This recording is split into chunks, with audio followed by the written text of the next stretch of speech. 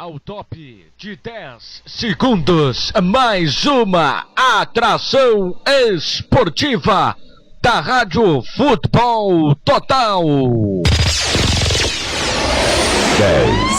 9, 8, 7, 6, 5, 4, 3, 2, 1.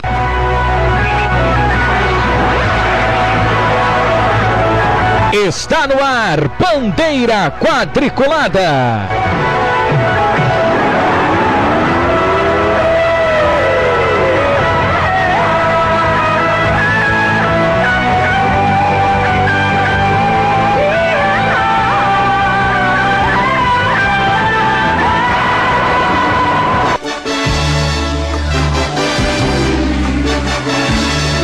Alô, amigo ligado aqui na Rádio Futebol Total em todo o Brasil, muito boa noite.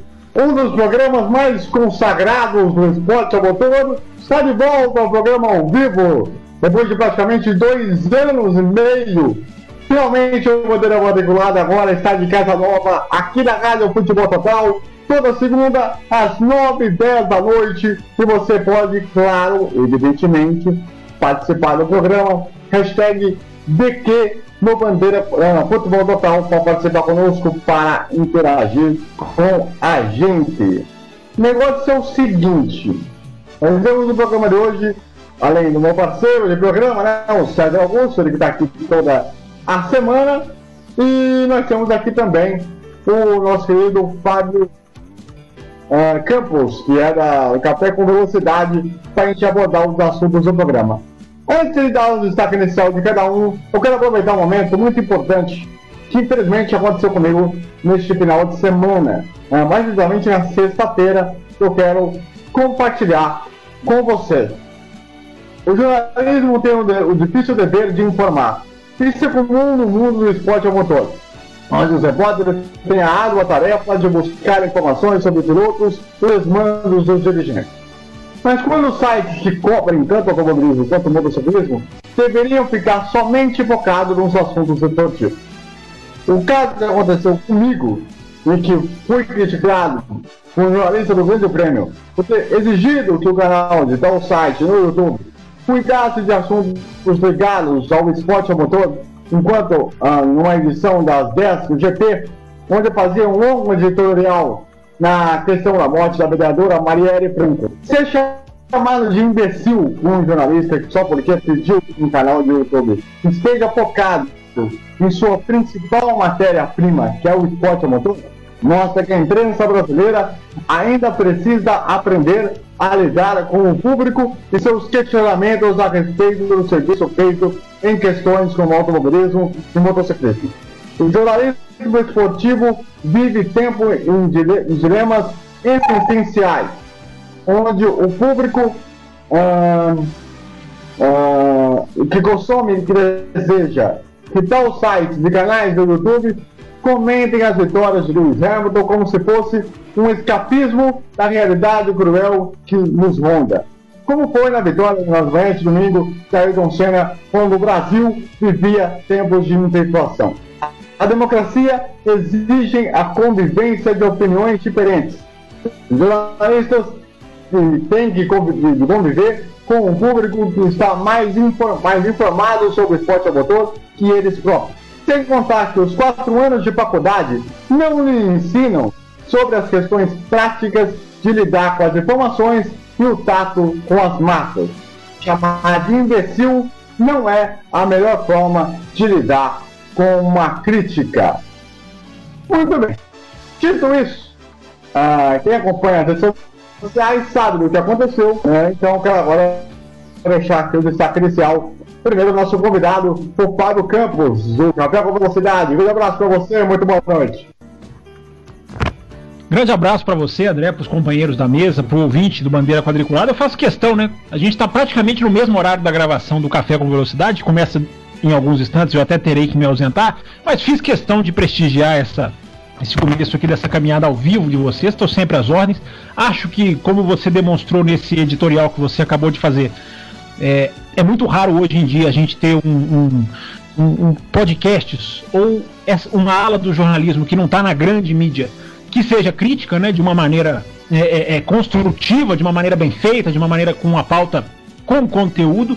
Então isso eu estou aqui para ficar de mãos dadas com vocês, porque vocês têm essa questão, vocês têm, tá aí na pauta do programa hoje, mais um capítulo de Interlagos, vocês estão acompanhando isso, talvez seja o melhor podcast que estejam fazendo isso, né, melhor grupo de comunicação na internet que esteja fazendo isso. Então é sempre bom quando a gente tem colegas que são, né, que fizeram jornalismo, como eu fiz, e que são críticos, que são, mesmo os que não fizeram, porque podcast é uma coisa que tem gente que não fez jornalismo e que faz podcast de uma maneira brilhante. É sempre bom ver quando a crítica é bem feita, quando a crítica é bem respondida, como você muito bem colocou, independente de se concordar com o conteúdo que foi publicado ou não. Eu acho que o pior de todo o caso que você citou agora é a falta de diálogo, é a falta de respeito, é se achar o maioral, né? Isso para mim é mais grave. Então eu estou aqui com vocês dando um apoio e parabenizando por terem a veia crítica e por estarem sempre observando não só futebol. O André é um cara que acompanha muito futebol, como o automobilismo também. É sempre legal ver gente falando dessa maneira de esporte. Muito bem, muito obrigado, Fábio, aí, nesse sexo inicial aí, e é isso aí, né? O cara que quer sentar na janelinha, menos, né? Menos, um pouquinho de educação faria bem. Vamos lá, destaque inicial aí do César Augusto, boa noite. Boa noite, pessoal, boa noite, ouvintes da Rádio Futebol Total. Primeira vez que esse programa vai ao vivo, com este que vos fala. E o meu destaque é às 12 horas de Sebring, onde o brasileiro Pipo Derani, um compatriota nosso, venceu a corrida muito bem, com uma equipe boa. E aqui no Brasil, nada. Tanto que eu escrevi hoje num dos blogs do meu portal, Planeta Esporte Motor, essa questão de Sebring e até a discussão sobre o uso dos protótipos classe DPI e os problemas que as equipes europeias têm ao usar os protótipos LMP em circuitos americanos. Mas isso não é destaque na mídia brasileira, que está preocupada com outros assuntos. Muito bem, né? Vamos então aproveitar para abordar um assunto que, quando eu estava na outra casa, a gente já comentava um pouco sobre a situação da privatização de Interlagos. O que acontece? O que passa? Vamos explicar para quem está acompanhando o programa pela primeira vez. Já desde o ano passado, né, quando o Dória foi viajar para Abu Dhabi para conhecer o autódromo privado de Abu Dhabi, começou a ele querer a ideia de ter um autódromo de Interlagos ser privado, mas não para se privar de um autódromo, e sim para pôr um condomínio, um Cigênio, quer botar um condomínio. E aí o que acontece? Antes de deixar claro uma coisa, não sou direita, não sou esquerda, não tenho opinião nenhuma em relação a isso.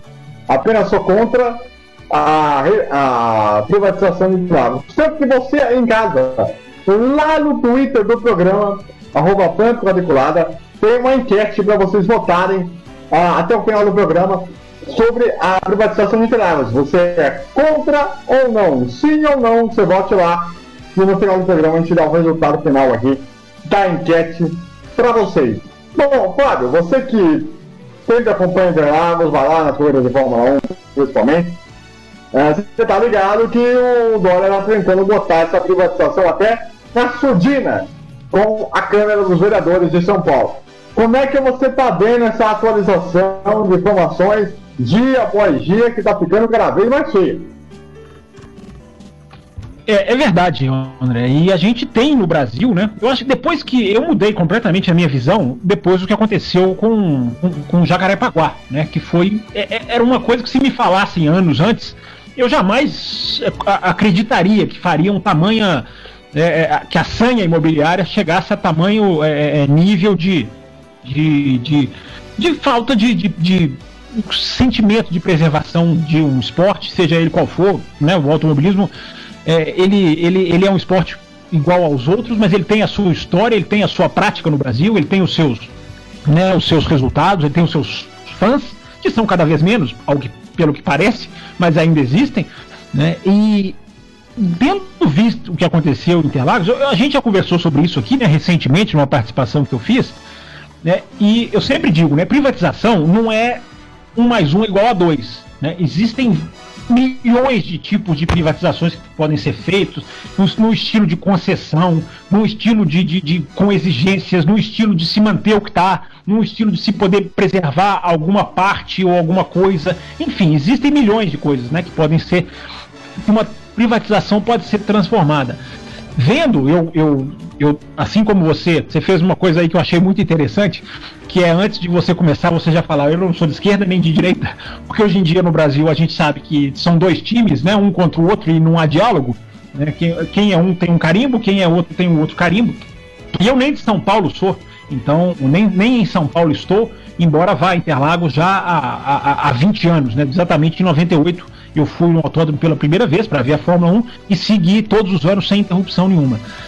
Mas nem de São Paulo eu sou, e o que eu vejo, né, um ótimo exemplo esse final de semana foi a Fórmula E, que correu em Punta del Este, numa prova que deveria ter acontecido no Brasil, né, que por incompetência brasileira, não é só o Brasil, outras praças da Fórmula E já demonstraram a mesma incompetência, mas no Brasil com um toque muito especial, que é essa questão de privatizar, de arrumar local, de o governo bancar, de o governo não bancar, e enfim, bobeamos, perdemos, viu lá, os uruguaios viram uma ótima corrida, uma ótima disputa, e o Brasil mais uma vez ficou de mãos abanando. Então, tendo em vista tudo isso e tendo em vista o que aconteceu em Jacarepaguá e o modo como São Paulo tem perdido eventos, né, para outras praças e não tem conseguido manter, e tendo em vista a vergonha que aconteceu em Interlagos, não em Interlagos propriamente, mas no Grande Prêmio do Brasil do ano passado, que houve aquela questão da segurança, que foi, repito, isso foge a Interlagos, mas é uma questão de administração pública, eu tendo a achar que essa privatização, né, vindo de quem vem, modo como ela é feita, pode ser um grande risco. Um grande risco que eu termino dizendo, a comunidade do automobilismo deixou Jacarepaguá embora, sem luta, porque dependeu da CBA, e depender da CBA e depender de nada é exatamente a mesma coisa. É hora da comunidade automobilística começar a fazer barulho, a se movimentar para colocar pressão, porque se pilotos, imprensa e até público deixarem a coisa rolar sem gritaria, corre o risco do autódromo acabar, o que seria o fim do automobilismo. O automobilismo brasileiro, ele está absolutamente centrado em Interlagos. Existem outras pistas, mas a base de tudo é ali. E eu acho que o automobilismo brasileiro não sobreviveria, porque a Fórmula 1 não viria mais, e aí aquela roda toda de evolução, de começar no kart, de almejar a Fórmula 1 ficaria mais distante. Enfim, o problema pode ser grave. E aí, César, como é que você está vendo essa atualização de informações aí sobre a tentativa do Dória de privatizar o Interlagos? Olha, eu diria que o primeiro problema do Dória é que ele quer, vamos dizer, aprovar na surdina a privatização de Interlagos antes dele renunciar à prefeitura para disputar o governo do estado. Isso que é surreal. Ele quer fazer as coisas meio nas coxas, sem audiências públicas, sem ouvir os pilotos, a comunidade, como bem o Fábio citou. E outro detalhe que tem que ser chamado a atenção: a gente não sabe como que é o projeto de condomínio que o Dória defende. Tanto que nas últimas semanas a questão de Interlagos foi discutida na Folha de São Paulo pelo maior articulista de política do Brasil, Hélio Gaspari, criticando a questão de vender o autódromo por meio de uma privataria, como ele sempre diz em relação às privatizações feitas pelo Tucanato.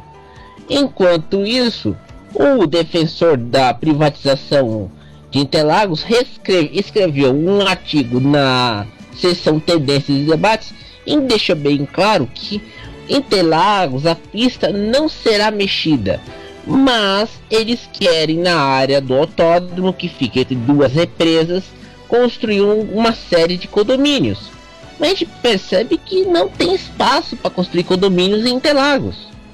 Aliás, se o Dória quer imitar o exemplo do autódromo de Abu Dhabi, tem que explicar uma coisa. Desde que começou a ter corrida de Fórmula 1 em Abu Dhabi, esse autódromo dá prejuízo todo ano. É 36 milhões de dólares de prejuízo. Enquanto o Interlagos, no ano passado, deu lucro. Quer dizer, isso não soa bem para os nossos ouvidos. O lucros de Interlagos é praticamente o triplo do prejuízo de Abu Dhabi. Isso é uma coisa que chega a ser um tanto quanto assustadora, né? Vou parar para analisar, né? Mas o fato é que toda essa novela aí tem muito culpa do gestor. Por quê? O grande problema como um todo é que o Dória ele quer forçar uma situação que não pode. Você não tem uma Olimpíada para dar motivo. Você não tem Copa do Mundo para dar motivo. Entendeu? Você não tem algo que faça, como a gente pode dizer, convencer alguém a querer privatizar um autódromo de área esportiva. Então, assim, repito mais uma vez, vou deixar bem claro, antes que os relacionistas comecem a ficar pela vida com o pensador. Eu não sou nem direita, eu não sou nem esquerda, também até porque não faz nenhuma diferença. A questão é que eu sou contra um dos lugares que é histórico do esporte nacional. Se bobear mundial, porque Interlagos já viveu grandíssimos momentos desde 1970, 80, 90 e 2000. Não é uma pista que está ali há 6 meses. Não é uma pista que está ali lançada amanhã. É um lugar que tem que ser preservado e principalmente valorizado. Não no sentido de botar condomínio. São Paulo é uma cidade que tem mais de 1 milhão de habitantes. É um negócio absurdo. É algo gigantesco. Na verdade, André, a cidade de São Paulo e o Grande São Paulo tem mais de 21 milhões de habitantes e tem áreas que não tem, vamos dizer assim, infraestrutura de condomínio, por exemplo. Aí coloca condomínio numa área que é histórica para o automobilismo. Só que aí o que acontece? Você tem espaço naquela cidade para tudo, porque a cada 100 metros você tem um prédio. Tá? A cada 100 metros, se você olhar, você tem um prédio. Olha, outro dia, eu faço até uma revelação recente. Eu estava em São Paulo no mês passado, por exemplo, lá, e eu na região do Morumbi. E um restaurante onde eu estava, se você olhasse pro outro lado da rua, tinha pelo menos uns 2 a 3 prédios, um colado no outro. Ou seja, isso que é um lugar valorizado, um lugar bem conceituado. Também tem lá seus motivos de violência, né? Tudo bem, né? Os assaltos acontecem em todo lugar. Agora, nenhum cidadão que era um empresáriozinho que virou apresentador e que nunca fez nada pra vida. Do nada, virou prefeito de São Paulo. O cara que mais não fica na cidade, que só viaja, né? Se você pegar uma passagem de avião e tirar o nome do Dória, você pode botar lá na primeira fila que ele vai estar lá, né? Seja para Paris, seja para Rússia, seja para o Raio do Pai. Então, o problema é que nós temos um cara que se diz gestor e que não entende bujupas nenhuma de questão esportiva. O cara que, por exemplo, nem sabe cuidar do Pacaembu direito, que dirá de Interlagos. Estão de brincadeira comigo. Um cara que chega pro local esportivo, como o Pacaembu, vê o apagão que teve lá, e aí achar que tudo bem, você imagina Interlagos como é que vai ficar. Tem até medo, né? Porque é de uma inteligência inacreditável. Então, a gente vai ficar de olho nas informações, nós vamos ter mais programas para falar do assunto, né? Com mais oportunidades, mas por enquanto o que a gente sabe até agora, inclusive até pelo site do cidadão que me chamou de Jota, aliás, ele não, de imbecil, né? A palavra. Para eles, inclusive, essa informação a gente deu crédito àquele programa. Então eu queria dizer realmente que Interlagos vai ter uma novela que vai se arrastar. A Confederação Brasileira tem que se mexer ao invés de ficar pedindo propina para ter eleição falsificada, né? Para ficar preocupada com a Fórmula Truck, também que está endividada, a Neuza Maria Pérez, não é mesmo? Por que não vai defender o Interlagos? Por que não vai defender um palco esportivo? Estão esperando o quê? Aconteceu um novo Jacarepaguá parte 2? Pelo amor de Deus, né? Seria um pouco inaceitável uma situação dessa, né? Mas, meu caro Fábio, qual é a sua projeção agora com essa tentativa de surdina do Dória em relação à Câmara dos Vereadores para forçar essa privatização, hein?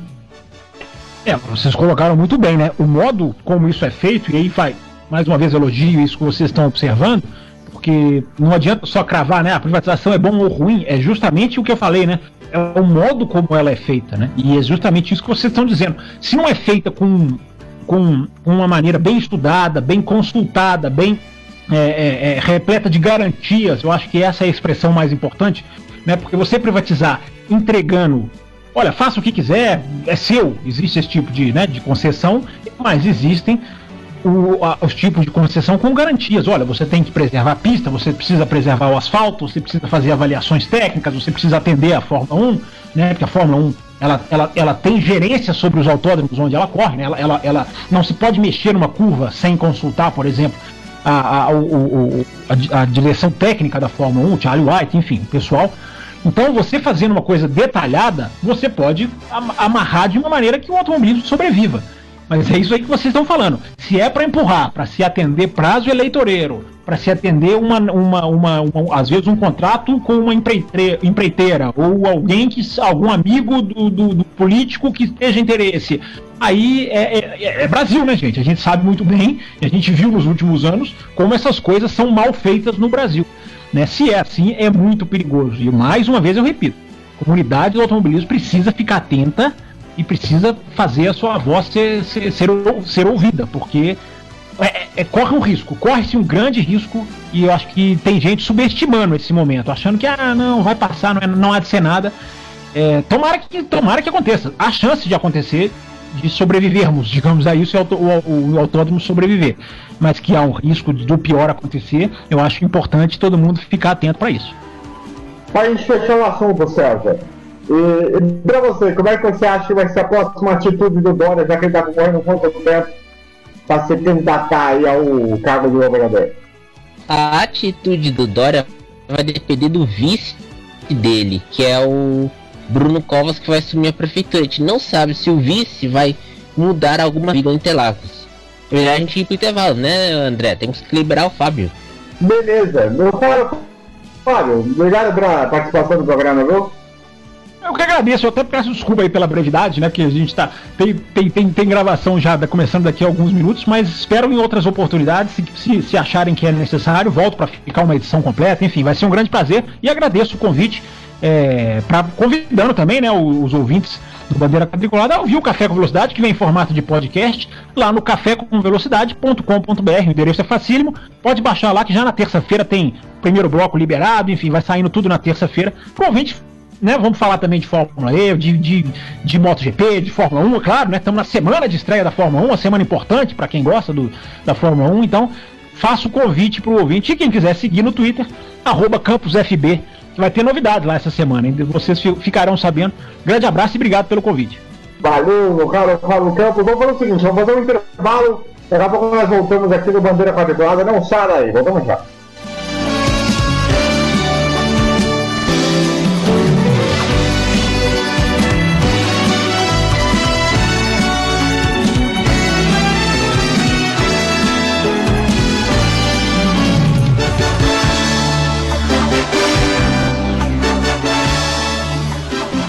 Saúde e consciência. A informação a serviço da qualidade de vida.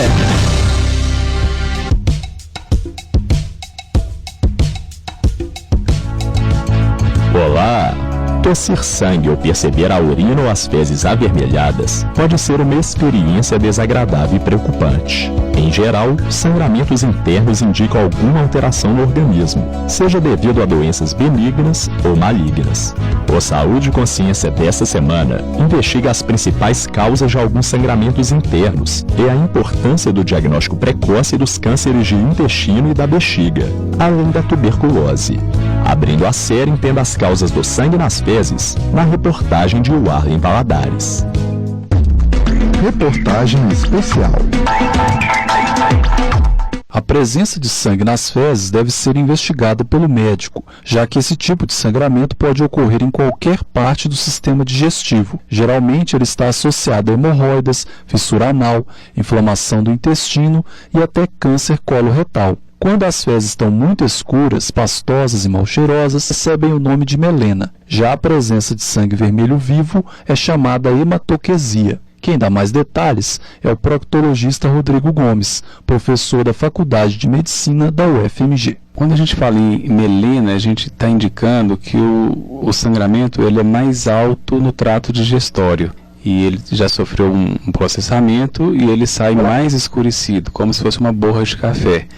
A hematoquesia é o sangramento vermelho vivo, é aquele que a gente percebe que provavelmente é mais distal, ou é do reto, ou é do cólon esquerdo, numa parte mais distal do trato digestório. Está mais relacionado com a hemorroida, por exemplo, enquanto que a melena pode ser um sangramento de uma úlcera do estômago, ou até um tumor de intestino delgado, ou até um tumor de cólon direito, que está mais longe do ânus. Como a presença de sangue nas fezes nem sempre indica uma doença hemorroidária, Rodrigo Gomes destaca a importância de um diagnóstico diferencial e da consulta regular ao médico. A doença hemorroidária ocorre numa parcela significativa da população e é muito importante a pessoa não relacionar qualquer sangramento com doença hemorroidária, com hemorroidas. O sangramento ele pode ser da hemorroidas, mas ele pode ser também de uma situação, de um câncer, e esse diagnóstico diferencial é que a gente chama atenção. Mesmo quem tem um sangramento de hemorroidas, que já foi no médico, já acha que tem mesmo hemorroida, tem que procurar o médico regularmente para ver se realmente é isso mesmo. Além do sangramento, outros sinais como dor anal e presença de muco nas fezes podem apontar a existência de um câncer no intestino, como alerta o professor. Em geral, o paciente que tem câncer, ele vai ter um muco nas fezes, é como se fosse um catarro. O sangue muitas vezes pode vir misturado às fezes. Em geral, o sangramento da hemorroida não vem misturado. O câncer de reto pode ter sangue não misturado, mas também misturado às fezes. E dor anal, que geralmente a hemorroida não causa dor anal. Ela causa um desconforto, mas ela não causa realmente a dor. Então, dor é um processo que você tem que realmente procurar o médico.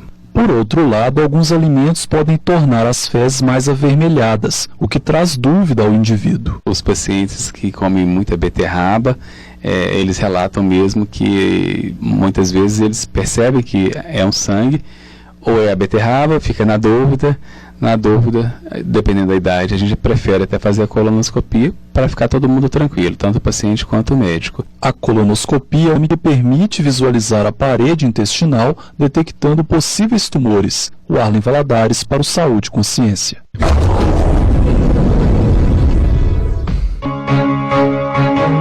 O Saúde e Consciência também está no WhatsApp. Para acompanhar a programação, envie uma mensagem para 031 98576-0326. No próximo programa da série, entenda a importância do exame de sangue oculto nas fezes e o diagnóstico do câncer coloretal. Esta edição foi produzida por Warlen Valadares e eu sou o Lucas Rodrigues. Saúde! Você ouviu Saúde e Consciência. Uma produção da Assessoria de Comunicação da Faculdade de Medicina da Universidade Federal de Minas Gerais. Rádio Futebol Total. Todo mundo ouve.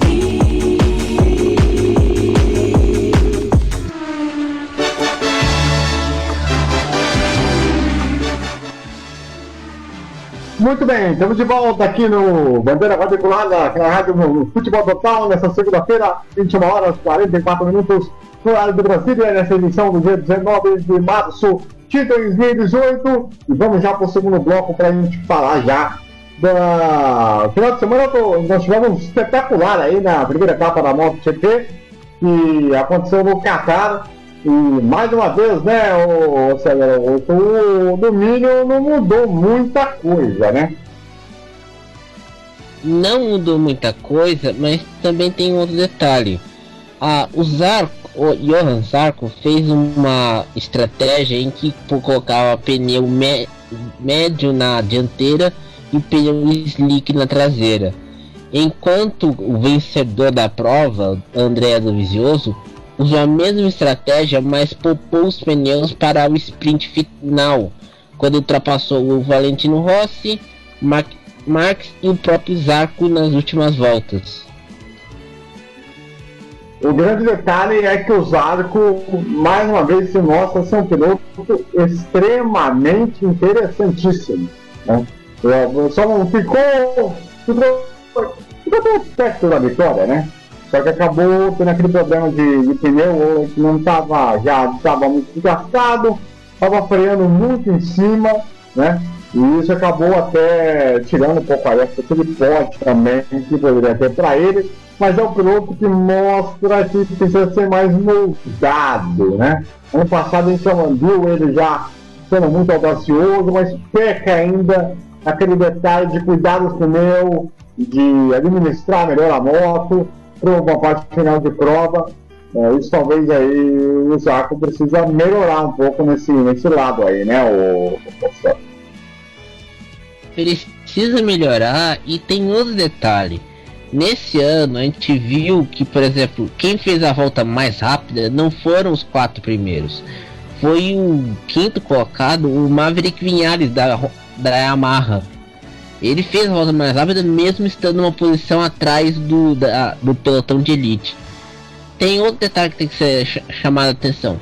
Dovizioso conseguiu, com uma Ducati que não se esperava muitas mudanças, fazer uma boa corrida. Enquanto Jorge Lorenzo, que foi contratado a peso de ouro, teve um problema e caiu logo na metade da corrida. A moto foi para a brita. Quer dizer, a Ducati vai ter que olhar com bons olhos o Dovizioso, porque ele está carregando a equipe nas costas, e não podemos esquecer que daqui a um ano o contrato entre Ducati e Lorenzo pode terminar, ou eles vão demitir o Lorenzo, porque o Lorenzo não está trazendo resultado para a equipe. Quem está trazendo resultado é o Dovizioso, pelo jeito. Lembrando que na Moto 2 nós tivemos a primeira corrida do Eric Granado na Auto Quadro como piloto durante a temporada. Você se lembra da temporada passada? Ele correu a última corrida lá na Espanha, em Jerez, né? Se não me engano. Para a minha memória, como ele estava decidindo lá o campeonato espanhol de automobilismo, pela qual ele foi campeão, inclusive, né? O primeiro brasileiro a ganhar uma categoria internacional de motociclismo fora do Brasil. Um negócio espetacular. E ele está numa equipe que está, digamos assim, crescendo ainda, né? Então é um fato aí que pode ser ajustado melhor. E, bom, tomara que o Eric Granado consiga fazer uma constância de resultados aí na sequência desse ano de 2018 na Moto 2, a categoria de acesso para a MotoGP. A próxima etapa já vai acontecer na Europa, não é isso, Celso?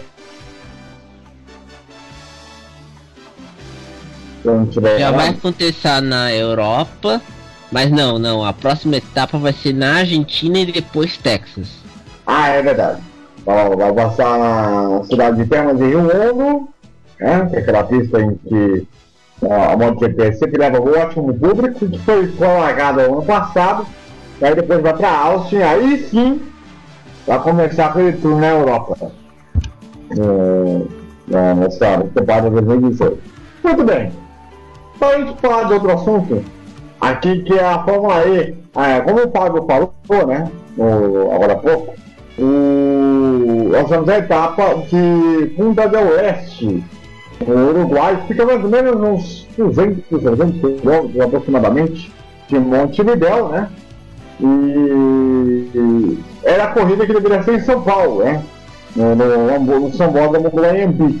Mas a Prefeitura de São Paulo preferiu privatizar o Sambódromo de São Paulo ao invés de manter a prova, né? E aí não deram garantias, né? E aí a prova do Brasil caiu fora, aí tiveram que, para repor a questão comercial, colocaram a corrida na América do Sul, lá no Uruguai. Os brasileiros não foram bem de novo, assim como foi no México, né? De graça lá atrás, nós tínhamos que ali, quarto, quinto lugar, ali em situação que poderia ter sido melhor no México, nessa corrida agora. Também não foi muito bem. Ele de graça está sofrendo como não se esperava, né, César? Porque no ano passado tinha um carro melhor, um carro mais acertado, e mesmo assim, terceira corrida seguida foi eleito o mais votado para o Bolt, né? Que é como se fosse um turbozinho a mais de energia para os carros, né? O que mostra também o carisma que o Lucas de Grassi tem, mas resultado que é bom para ele nada, né? Sendo que ele pegou um Jean-Eric Vergne que sabia freava mais cedo, fechava a porteira, não aceitava o erro de Grassi e não permitia a posição. E tem também um outro detalhe: o de Grassi foi capaz de gastar muita energia tentando pressionar um erro do Vergne, tanto que derrapou, queimou a energia da bateria dele. Quando ele teve que trocar de carro por causa que a bateria acabou, ele teve que se virar, ser rápido, e o Vergne ultrapassou nos boxes. E ele tentando na corrida no circuito de Punta del Este, e ele não conseguiu. Quer dizer, eu não entendo. Aliás, tem outro a falar também. Nelsinho Piquet fazendo mais uma corrida apagada e ainda por cima quer criticar o de Grassi. Que bonito, né? Aliás, o Lucas de Grassi e o Nelson Piquet, os dois não se bicam. Reza a lenda que a treta entre os dois é antiga. A situação da amizade dos dois não existe, não é muito cavaleira não. Se os dois se encontrar no box, a chance de ter uma briga é 90%. Porque realmente os dois são uma rivalidade aí que passou um pouco do limite do bom senso, né? E também, vamos falar a real, né? Tanto o Nelsinho quanto o Lucas de Grassi, os dois não estão convencendo. Olha que o Nelsinho foi campeão, hein? Dessa Fórmula aí no ano passado, foi travado, se eu não me engano. Eu queria fazer uma observação.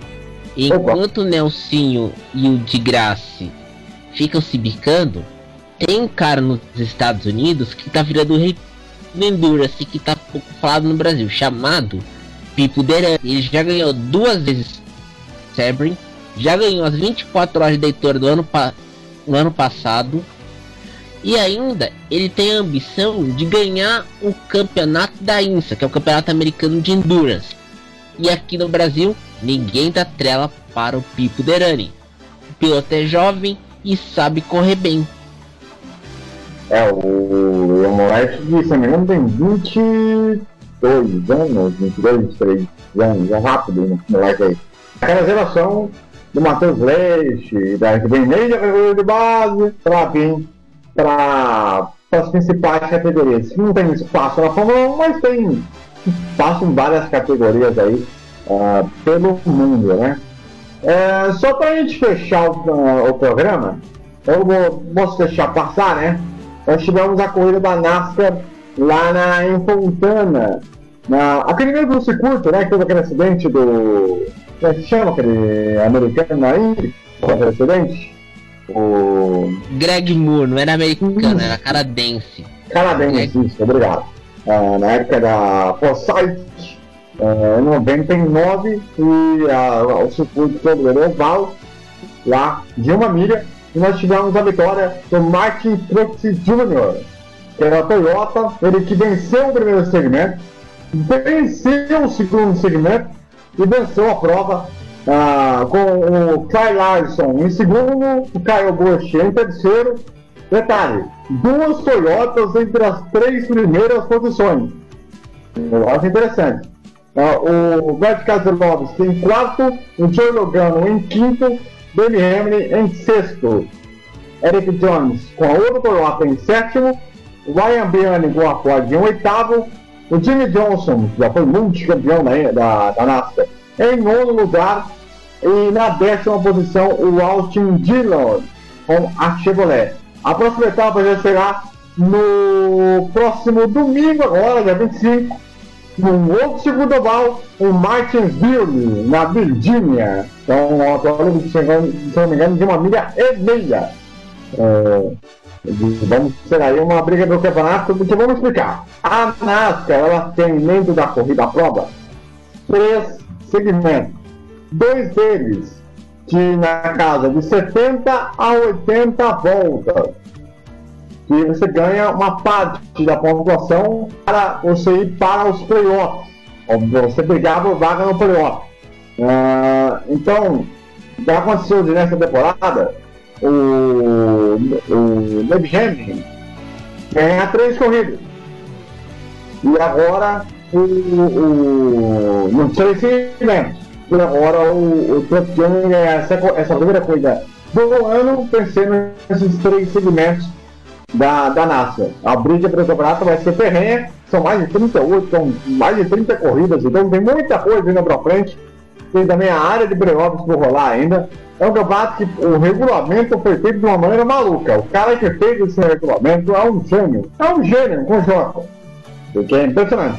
A forma de pontuação deles chega a ser inacreditável. Quero lembrar para vocês o seguinte: semana que vem vamos ter a Fórmula 1, Grande Prêmio da Austrália, a primeira corrida da temporada, treino de classificação 2 da manhã e a corrida às 3 no horário de Brasília,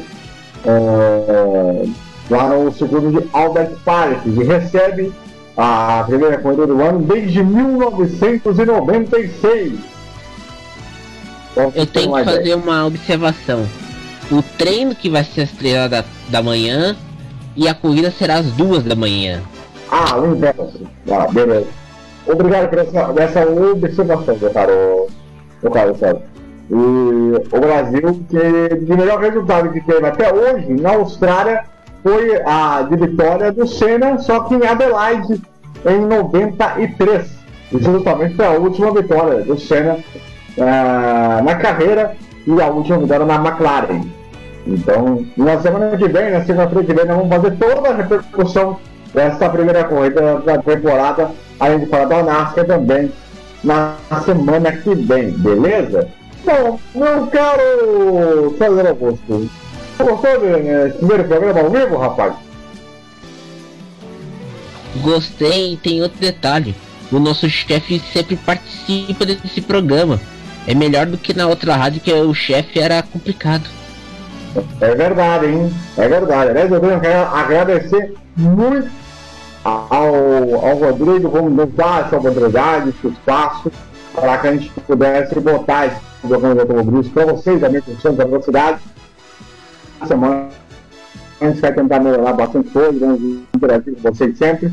Vamos só aproveitar para a gente ver o resultado da enquete, né? Nós perguntamos para vocês no programa sobre você é a favor ou não sobre a privatização de Interlagos. E, rapaz, o negócio do resultado foi muito, mas muito apertado. 50-50. Tá bom pra você, César? Tá ótimo. Você vê que a nossa audiência qualificada está dividida como nunca. Ou seja, é uma situação realmente complexa, essa questão da privatização de Interlagos. Nós vamos falar com mais vezes esse assunto, com mais atualizações, inclusive também aqui no programa. Meu caro César, no seu destaque final, por favor. Meu destaque final, olha, mandamos bem aqui na Rádio Futebol Total. É isso aí, galera. Muito obrigado pela audiência, pela companhia. Segunda-feira que vem estaremos de volta aqui do programa. Claro que eu também vou estar de volta em algumas transmissões aí durante a semana, se caso for chamado. Mas segunda-feira que vem o programa vai estar de volta sempre 9h10 da noite no horário do Brasil. Então aconteceu um atraso aqui ali e tal, mas tudo bem, mas até às 10 a gente entrega o horário com o nosso querido Rodrigo, que vai vir aí agora com o nosso programa de debate. Nós estaremos de volta aqui com uma bandeira quadriculada. A todos, muito obrigado pela audiência. Uma boa semana para todo mundo. E continue ligado aí, Rádio Futebol Total. Aqui, a emoção você conhece, hein, galera. Muito obrigado. Semana que vem. Fui!